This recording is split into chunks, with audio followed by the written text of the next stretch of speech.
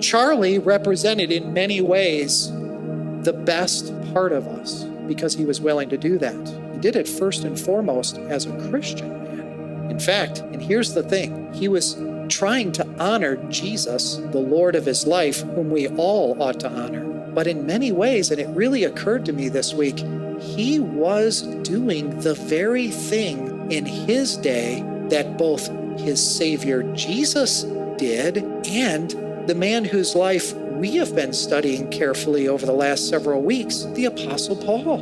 You realize that? I've asked you to turn to that passage in Acts 17, and I want to remind you of this moment in Paul's ministry. Beginning in verse 22 of that chapter, notice it says, so Paul, standing in the midst of the where? The Areopagus. And what city was he in at the time when he entered into the Areopagus? Where was he? Athens, Greece, the cultural center of the world of his day. And the Areopagus was the place in the cultural center of the world where people would gather to what? Exchange ideas and beliefs. They would come in and a man would stand up and he would begin to speak and he would try to get people to come and follow what he believed, and there would be debates that would go back and forth, but they would go into this space. That's what it was there for. It was known as a place for interaction, for intellectual debate back and forth about ideas,